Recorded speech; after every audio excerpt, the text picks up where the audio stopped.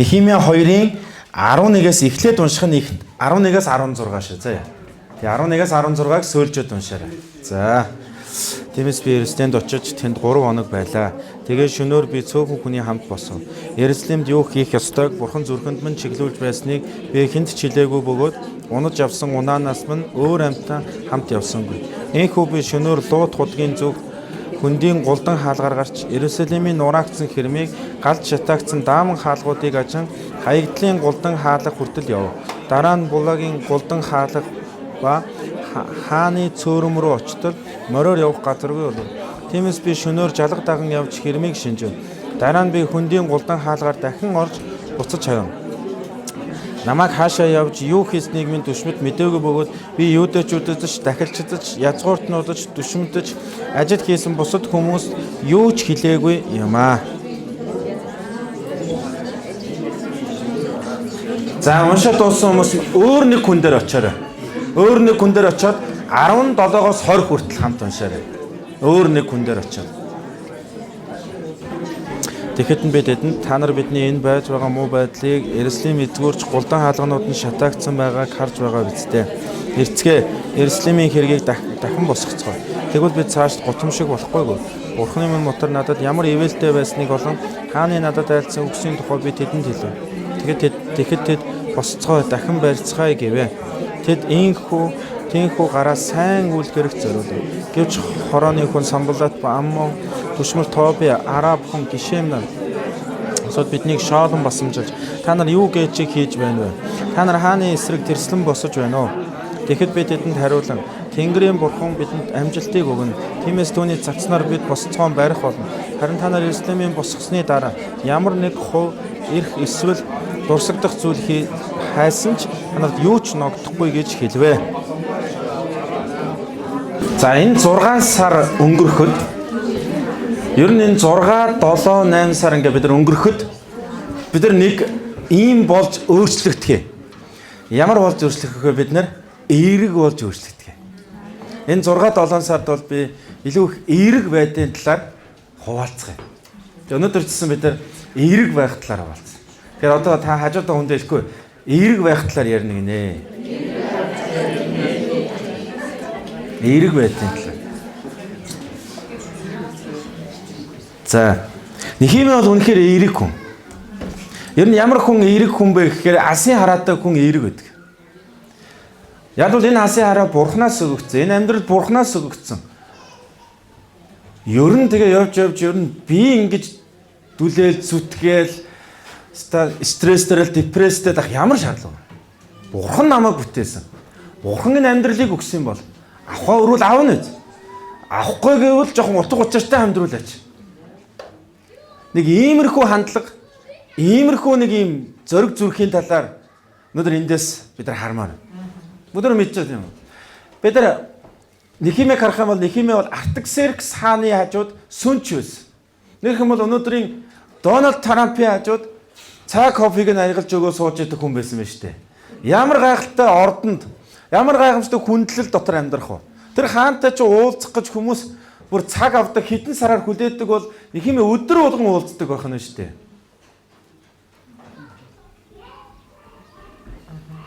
Нехимия ийм л одоо нөхцөл байдал дотор үеэлдөө Ханааны болон Юдагаас хэсэг хүмүүс ирээд хэлдэг байгаа. Бид нар Иерусалимийн хаан хэрэм нуран унснаас болж маш их зовж байна. За яагаад энд бид нар ойлгох ёстой гэх юм бол Бабилон руу, Ассир руу одоо цөллөгт явсан байхгүй юу? Цөллөгт яваад Иерусалимд хэсэг хүмүүсийг үлдээсэн. Тэгээд Иерусалимд хэсэг хүмүүс үлдсэн хүмүүсийн тухай ярьж байгаа байхгүй юу? Иерусалимыг хараад, Иерусалимд амьдраад тэгээд үлдсэн. Тэгсэн чинь энд хан хэрмэн нуран ус. Уул нь бол энэ Иерусалимд захирагч нар байсан. Бид нар өнөөдрийн унсыг харах юм бол Самбалат Тобиа гэдэг захирагч нар байсан байгаа. Захирагч нар юу ч хийгээгүй. Хан хэрэм нуран унжихт юу ч хийгээгүй. За энэ урдуур битээ яваараа хүмүүсээ бичлэг хийж байгаа учраас. За юу ч хийгээгүй. Тэд нар үнэхээр сөрөг хүмүүс. Бид нар эерэг хүн гэж бодохоор дандаа нэг гоё инээгээл, дандаа нэг гоё ингээл болно штэ, бүтээштэй гэж ярьдаг хүний тухай хэлж байгаа. Сөрөг хүн бол юу ч хийдэггүй хүн. Зөвхөн өдөр өнөөдөр шууд ингээд тодорхойлж заяа. Сөрөг хүн юу ч хийдэггүй, сөрөг хүн гэрээ засдаггүй, сөрөг хүн хогоо шүүрддэггүй, Сөрөг хүн үнээр юу ч хийдэггүй. Гараа өмгөөс энэ хүнийг залхуу хүн гэж хэлж байгаа.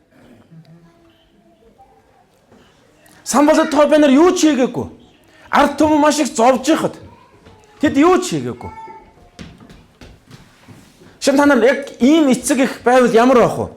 Хүүхдүүдэд нь зөвлөх хэрэгцээ байна. Сургуулаа төгсгөж байна. Их сургуульд орох хэрэгтэй. Юу ч хийхгүй.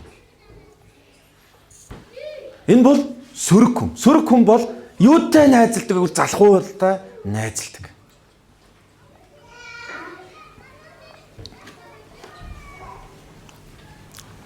Би их талархдаг манай ээж аав хоёр маань бидийг ингэж сөрөг залхуу болгож өсгөөгөөд. Би хизээч одоо багада хөдөө өссөн ч гэсэн самар түүгээ цөм хийчихнэ гэж ерөөсөө явж байгаагүй. Ганцхан удаа зүглээд оройн буцаад ирж ирсэн. Амьдралдаа ерөөсөө би тэр хөдөө өссөн ирчүүдийн хавар болохоор л явдаг бугын ивэр түүх гэж явж байгаагүй. Бугын ивэр түүгээл цөм хийчихнэ гэж ярьдаг байсан. Өнөөдөр эргээд харахад яг тэгж бодож сэтгэж амьдарч байгаа хүмүүс зарим нь байхгүй. Яа тэгвэл тэгж л болчихно. Энэ сэтгэлгээ бол хүмүүсийг үнэхээр сүрүүлдэг. Хэрвээ та ингээл заастаа болчихно. Сайхан дулаан өдрөлд ирлээ тэгэл аялал зугаалаад амраал хөвтөл ингээл байж идэл сайхан амьдрал болчихно. Болохгүй. Миний хамгийн дургу бас итгэдэггүй ном бол бид нар зүгээр л байж хахад бурхан бидний өмнөөс хийчихнэ. Залбираал байж байгаа юм бол бурхан хийчих. Бид нар залбирж байгаа нь бурханы зүгээс бурханы хийх ажил хийгдэхийн төлөө залбирж байгаа байхгүй юу? Тэрээс миний зүгээс миний хийх ажил хүртэл хийгдэхийн төлөө залбираагүй шүү. Хүүхдүүд маань ингээл байж байна, залбирж байна, бурхан өөрөө өсгөж байна. Айл бурхан мэрэгэн ухаан өгөөл. Үгүй тийм байдаггүй. Харин бурханы зүгээс хийх зүйл бидний нүдэнд харагдахгүй маш олон зүйлсийг бурхан хийж байгаа. Бидний залбирлаар дамжуулаа. Та нар хардаа Египтийн дарлалд байх тухайн үед тийм ээ 0-2 насны бүх эрэгтэй хүүхдүүдийг хядсан тийм үү? Аимшигтай үйл явдал болсон. Яг энэ үед хэн төрсөн бол Мосе төрсөн. Мосегийн аав ээж нь 3 сар түүнийг нууссан. Тэр боол амьдарж байгаа хүмүүст нэг нуугаалах олон өрөө мөрөө байхгүй штэ. Хажуу хайл нь мэдэн штэ. Яг л хажуу хайлын хүүхдийг алдсан. Бүгдөө барьж өгөхийг бодно. Энд ч бас нэг хүүхд байна. Тэд 3 сар нуусны эцэст боломжгүй болсон. Гэтэл тэнд яасан тэд нар бүгдөө хуралдсан. Юу гэж хуралдсан вэ? Мосегийн эгч нь Мириам фараоны гүнжийн шивгчин байсан. Тэгээ фараоны гүнж хүүхэд төрүүлэх чадваргүй дараагийн фараоныг өв залгамжлах хүүхэд байхгүйсэн. Тэгээд их болсон нийл мөрөн гэдэг нь хүүхэд гуйдаг байхгүй юу? Залбирдаг. Тэр усанд орох гэж очдоггүй. Тийм ч мөрөн биш. Тийм нэх гоё ингээл тунгалаг гоё гол биш.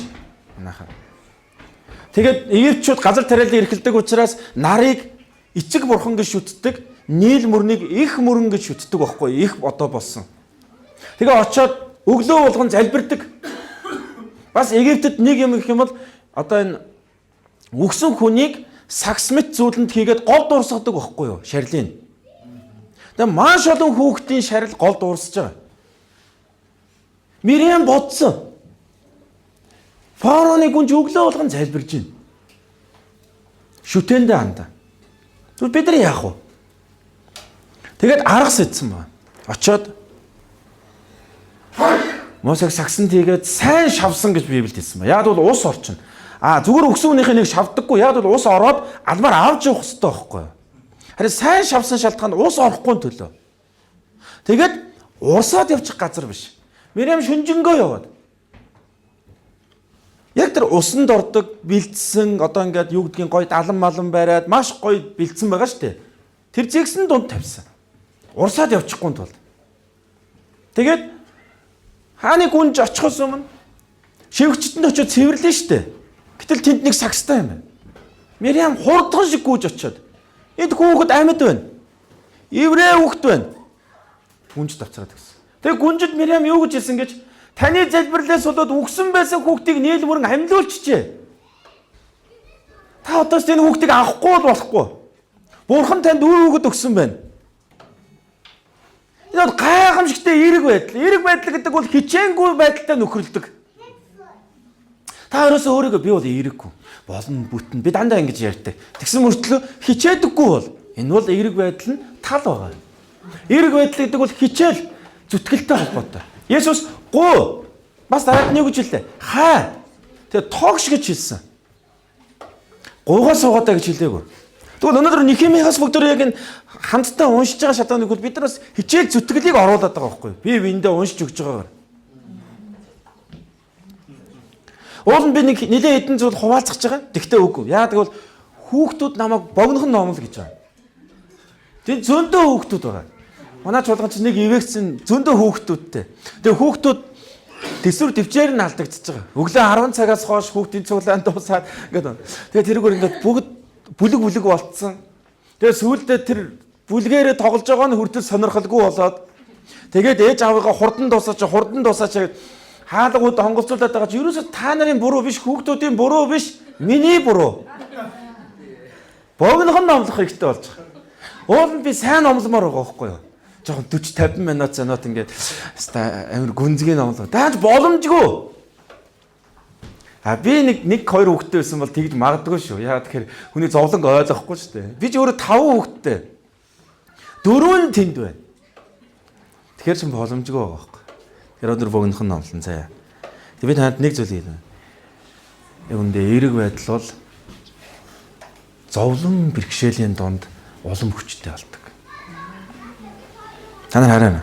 17 дугаар эшлэлээр ингэсэн. Тэгэхэд би тэдэнд та нар бидний энэ байж байгаа муу байдлыг Иерусалим эзгүүч голдон хаалганууд нь галж шатаагдсан байгааг харж байгаа үсттэй гэж хэлсэн. Тийм ээ. Эерэг байдал гэдэг бол зүгээр нөхцөл байдлаа гал хүлэн зөвшөөрөхгүй би харахгүй. Би өөртөө энэ талаар бодохгүй. Би өөртөө энэ хэцүү байгааг би ерөөсөө бодохгүй биш. Бодох тухай хэлж байгаа. Харин яаж сайжруулах тухай. Хэн нэгнийг буруудах тухай биш. Та нар энэ байж байгаа байдлаа хардаа гэж хэлж байгаа нь хэн нэгнийг буруутгаж, зэмлэж, алж талах тухай нэг юм хэлээгүй. Харин одоо бид нар эндээс гарч чаднаа. Тэгээд юу гэж хэлсэн бэ? Ирцгээ гэж хэлсэн. Иерусалимын хэрмийг дахин босгоцгоё. Тэгвэл бид цааш гутамшиг болохгүй. Эерэг байдал гэдэг бол ерөөсөө салхи шуураад эглэхэд яг завтай хүн. Хэвээ. Одоо энэ салхинд туугдаад би хадан хавцал очиж мөрөхгүй дээ. Эргийг очиж мөрөхгүй дээ гэдэг хайдаг хүний тухай биш. Харин даруулаа босгоё гэдэг хүн бохгүй юу? Энэ салхийг ашиглая. Энэ зовлон бэрхшээлийг ашиглая. Энэ харилцааны асуудлыг ашиглая. Би энэ нөхцөл байдлыг ашиглая гэдэг хүн бохгүй юу? Эхнэр бид хоёр бас энэ итгэлийн амьдрал донд туулж явах үедээ санхүүгийн маш хүнд байдлуудад орж ирсэн. Гэтэ бид хоёрын гэрэлсэн цагаас ахуулаад бүр нэгжин дээр утасны нэгжин дээр зээл авахгүй байх шийдвэртэй байсан. Шүд зуудаг байсан. Энэ үед хамгийн их одоо уншилсан, Библиэс бас ойлгосон зүйл бол санхүүгийн мэрэгэн ухаан. Библи санхүүгийн талаар юу хэлдэг? Библи санхүүгийн талаар юу заадаг? Хамгийн сүүлийнхаа төмс нохоогоо айлгаад бусдыг хоолол, бусадтай нөхрөл гэж хэлэх үед хүртэл дуулууртайгаар нөхрөлөх үед. Эцэг надад тийм таатай зүйлсэл байсан. Өнөө шин би чиний төлөө хүмүүст би үгээ хэлж байгаа. Үүнд итэг. Нарийн яг тийм зүйл болдог. Өнөө шин тэгээ над нэр ойлгосон байхгүй. Зарим газарт өдөр болж байгаа юм байна шүү дээ. Тэгээ тэнд бурхан үгээ хэлж байгаа юм байна шүү дээ. Ингэж бурханыг ойлгосон. Бурхан миний төлөө байгаа юм байна. Надтай хамт байгаа юм байна. Бурхан намайг дуулууртайгаар хамгийн сүүлийн тэр хоол хүнсээрээ хэн нэгэн байхгүй хүнд хуваалцах үед л бурханыг сонсож байгаа байхгүй. Дуулууртай байсны дараа. Тэгэхээр эерэг хүн бол нөхцөл байдлыг хараад боломжгүй, бүтэхгүй, аль эсвэл тэрнээс болоо, энээс болоо биш. Харин энийг ашигла. Энийг ашигла. Та хэцүү зүйл туулж гинэ. Та өвдөж гинэ. Одоо эрүүл байхад суралцах цаг байна шүү дээ. Би ямар их эрүүл мэндийнхэн эсрэг амьдарч ирсэн юм бэ? Одоо би эрүүл бай. Тийм үү? Та өчтөр гэр бүлтэйгээ хэрэлдэж муудалцсан уу? Тэгвэл энэ цагийг ашиглаад одоо яаж эвтэй байхгүй тэгвэл? Хизэн би ярьж, хизэн сонсож, ямар үг ашиглаж би ярилцаж сурах уу? Энэ боломж ихгүй юу? Та муудалцах хүртлээр өөрийгөө дандаа сайн хүн л гэж бодсон баг. Гэсэн чинь муудалцаа уурсан чинь юу вэ? Бүр аимшигын хүн ба. Тэр одоо юу гэж? Би чинь бас асуудалтай хүн юм байна. Даруухан байхгүй болохгүй юм байна.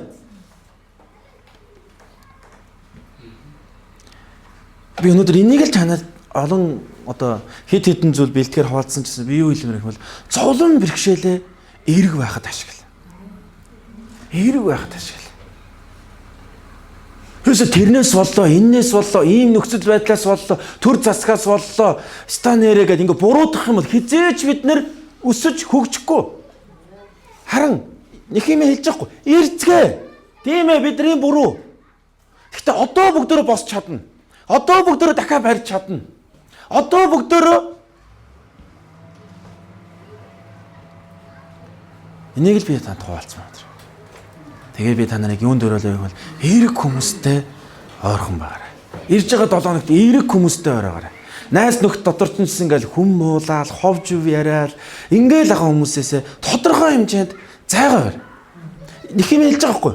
Ард түмнийг ингээл голдон хаалган шатчих байж л байсан. Тэгэл манай миний гэрийн ойрхон биш юм чин зүгээрээ гэл ингээ байжсэн. Тэгвэл юу гэж над руу ир гэж хэлж байгаа байхгүй. Нэг юм яруу ир. Эерэг хүнтэй хамт бай. Тэгээд юу ч хэлсэн. Тэр самбалаа тообоос хол бай. Тэд нар юу ч хийхгүй. Залхуу хүмүүстэй хамт залхуу л болно. Ихтер нөхөрч бие биендээ нөлөөлөх хэрэгтэй. Нөгөө хүнийгээ л ерөөсө гоё болгочих гал нөгөө хүнээсээ л болоод бүтэхгүй байна, болохгүй байна гэсэн над танаас та хичээгэл ихэл. Та эрт босоод ихэл. Та уншаад хөгжөөд ихэл. Нөлөөлж ихтэн. Та өөрөөр бодоод ихэл. Та хөдөлмөрлөөд ихэл. Та гогоо шүрдээд ихэл. Өөр болж ихлэн. Ном уншдаг эцэг ихтэй хүмүүсийн хүүхдүүд ном уншдаг л болдог.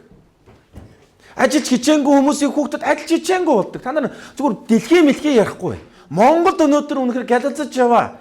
Урлаг, спорт бүх тал дээр ирэх тэд нар эцэг гэхээсээ л хамгийн түрүүнд хүмүүжлийг олж авсан байгаа.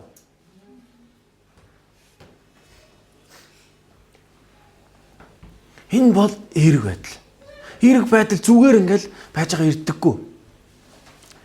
Бид тэр эерэг хүмүүстэй хамт байх хэрэгтэй. Ялангуяа би та нарт эерэг хүмүүс хэн бэ гэвэл ажилсаг хичээнгүй хүн юм аа. Тэр ажилсаг хичээнгүй хүн ингэж бодохгүй шүү дээ. Бүтэхгүй наадах чинь. Ингэж суудаг хүн бол ажилсаг хүн биш аахгүй юу? Болно. Хийгээд эхлэе. Хийгээд эхлэхээр дараагийн санаа орж ирнэ. Хийгээд эхлэхээр дараагийн туслах, дэмжих, хамтрах хүмүүс олдно. Хийгээл эхлэе. Ингэдэг хүмүүс. Та хажуудаа хүмүүстэй хэлэхгүй. Хийгээл эхлэе. Эхний тоосгол тавья гэсэн баггүй нэг юм аа. Эхний тоосгол тавья. Дараагийнх нь болно. Тийм учраас Нехемиягийн хийж чадах юм нөх юм бол хааны ордонд амьдарч байсан гэсэн тэр шөнөөр яваад судалсан, харсан, хийж чадах юм аа л хийсэн. Стангал том архитектурын зураг гаргаж тэр тийм боломжгүй байсан баг. Зүгээр л яваад харсан, гэтээ бүр шөнөөр гэж байгаа шүү дээ. Нойроо хагслаад. Тэгээ юуг харсан бол боломжтой гэдгийг харсан. Болох юм байна. Яагаад? Нехемиягийн хамгийн түүнийг эерэг байлгасан нэгэн бол бурхан баггүй. Та нар хараарай.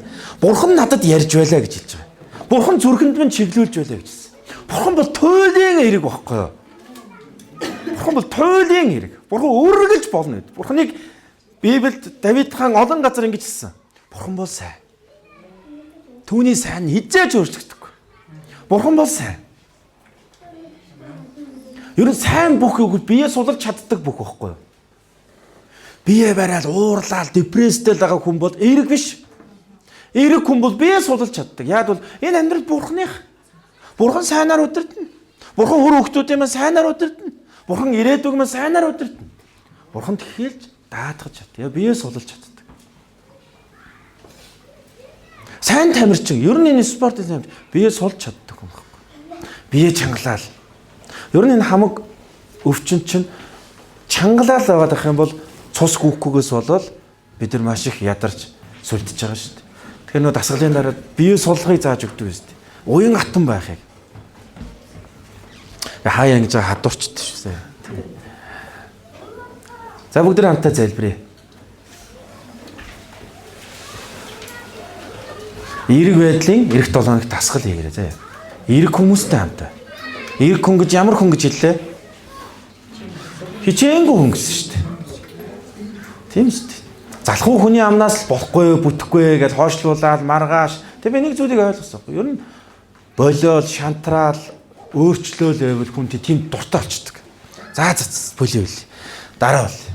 За энийг маргааш болъё гэлээвэл тийм сурчдаг хүн. Тийм. Магадгүй бүгдийг биш юмаа гэхэд 50% нь өнөөдөр 50% нь маргааш болгож болно шүү дээ. Зарим нь маргааш болгож болно. Бүгдийг нь маргааш биш. Маргааш ямар өдөр ихийг бид нар мэдэхгүй шүү дээ. Маргааш цаг агаар шал өөр болохыг мэдэхгүй. Тэгэхээр ер нь бол хойшлуулж байгаа хүн бол эерэг биш л гэсэн үг. Амьдрал сайхан. Амьдрал сайхан шүү дээ. Номлогч юу гэсэн номдэр хэлсэн байдаг шүү дээ. Хоосон бүх юм хоос.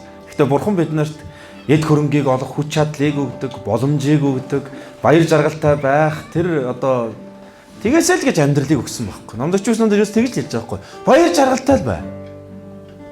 Чамд ихэн тулд амьдрал өгсөн.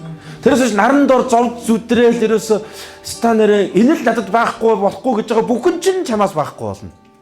Баяр жаргалтай байна гэдэг чинь л бид нар хайртай дотны хүмүүстэйг хамт бай. Цаг өнгөрүүл. Дурсан жүтэй. Тийм шүү. Зарим магадгүй мэдрээ санснаар хизээж болохгүй. Зарим төлөвлөсөн ажлууд бидний санснаар хизээж болохгүй. Даруулаа өргөөл тэр салыг хаашаа авч явахыг бид нар мэдэхгүй. Тийм шүү. Яа түс. Энэ зуныг сайхан ингээл урт биш шүү дээ. Урт өдрүүд биш шүү дээ. Хэвтээл заяа. Аялал гэдэг маш чухал шүү заяа. Богнох нь чамаагүй, ойрхон чамаагүй аялаарай. Яг бол хүний оюун санаа шин зүйлсүүд, өөр зүйлсийг харснаар сэргээгдэж идэг. Ханаар аялалд явахаар биеэр ядардаг үстэй. Гэхдээ оюун санааны хувьд сэргдэг. Ойрхон чамаагүй. Бүтэн сөдөр өөр юм хийхээр битээ төлөвлөж байгаарай. Зарим үед нь хүүхдүүдтэйгээ паркаар алах. Зарим үед нь голын эрг оч. Зарим үед нь зүгээр л хотоос гар хөндлөнгөөс өөрийнхөө амьдралыг хар. Ер нь миний амьдралд юу болоод байна вэ? Та салбар. Баярлалаа.